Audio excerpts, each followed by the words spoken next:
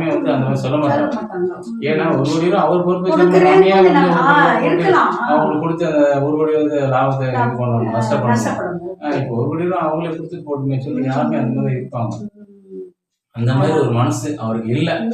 அந்த தன் சொந்த தயாரிப்புல இருந்து நாங்களே ஒரு கோடி ரூபாய் கொடுத்துறோம் அப்படின்னு சொல்லி அவங்க இதுல இருந்து பரம்பரையுடைய இதே சார். ஆமா, அது நாட்டை ஆள்றதுன்னா அவங்க அப்படி இருக்கும்போது எத்தனை ஏழை எளிய மக்களுக்கு அவங்க எப்படி எல்லாம் செஞ்சிருக்காங்க. கண்டிப்பா கண்டிப்பா.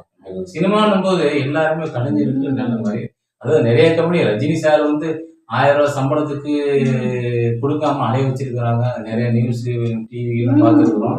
ஆனா அதுலயே சில நல்ல ப்ரொடியூசர் தயாரிப்பாளர். ஆமா சார், நான் கூட கேள்விப்பட்டிருக்கோம். நிறைய செக் எல்லாம் வரும்னா அது பவுன்ஸ் ஆகிருக்கும், அதை பத்தி கேட்க முடியாது, செய்ய முடியாதுலாம் அவங்க எல்லாம் சொல்லி இருக்கிறாங்க. ஆனா இது அப்படி எல்லாம் இல்லாம, அதாவது சம்பள விஷயம் சொல்ல போனா ஜெய்சங்கர் சார் வந்து கண்டிப்பா சொல்லிடுறோம். அவர் ரொம்ப சம்பள விஷயத்துல ரொம்ப ரொம்ப முக்கியமானவர். அவருடைய வீட்டுல பேங்க்ல அவரோட பீரோல செக் பண்ணாக்கா ஃபுல்லா செக்கா இருக்குமா, எல்லாமே பவுன்ஸ் ஆன செக். கேட்க மாட்டாராம். என்ன கேட்க மாட்டாருன்னா, அந்த படம் வந்து ரிலீஸ் ஆகணும், அவங்க எவ்வளவு கஷ்டப்பட்டு இருக்காங்க, இந்த நேரத்துல நம்ம செக் எடுத்துன்னு போய் காசு கொடுத்து கேட்டாங்க, அது வந்து நல்ல மரியாதை இருக்கான்னு சொல்லி. இன்னொரு விஷயம் என்னன்னா, அவர் நடிக்கிற படங்கள் எல்லாமே வந்து பிளாக் அண்ட் ஒயிட் படமா தான் இருக்கும். எம்ஜிஆர் காலகட்டத்திலேயே வந்து கேட்டுருக்காங்க, என்ன நீங்க பிளாக் அண்ட் ஒயிட் படத்துல நடிச்சிட்டு இருக்கீங்க, எங்களுக்கு கலர் படத்துக்கு வாங்க.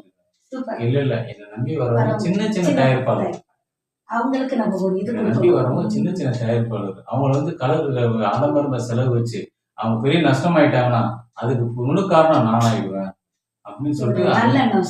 ஜெய்சங்கர் சார் வந்து எப்பயுமே அவர் வந்து ஜேம்ஸ் பாண்ட், அந்த காலத்துல வந்து ஜேம்ஸ் பாண்ட் அப்படின்னு சொன்னாவே ஜெய்சங்கர் சார் சொல்லுவார். அவ்வளவு ஒரு சரி கலைஞர்ல சிறப்பான கலைஞர் அவரு. ஆமா, நிறைய கலைஞர்ல சிறப்பான கலைஞர் யாருன்னா அவரு ஒரு முக்கியமான கலைஞர். ஆமா, அவர் வந்து எந்த இயக்குனர் என்ன வச்சு இயக்குற எந்த படமும் தயாரிப்பாளரும் வந்து நஷ்டமாக கூடாதுன்னு அது ரொம்ப ரொம்ப கண்ணோட்டமா இருப்பாராம். அது வந்து ரொம்ப உறுதியா இருப்பான். ஒரு விஷயங்கள் சொல்லலாம். ஆமா, இவ்வளவு விஷயங்களை பேசிட்டு நம்ம ஒரு விஷயத்த மறக்காம போயிட்டோம். என் மனசுல பிடிச்ச விஷயம் புரட்சி தலைவர் எம்ஜிஆர் பத்தி பேசாம இருக்கவே முடியாது சார். ஏன்னா என் மனசுல ரொம்ப நாளா ஓடிக்கிட்டு இருக்க விஷயம். நான் யார்கிட்டயும் நிறைய பேர்ட்ட சொல்லுவேன் இந்த விஷயத்த.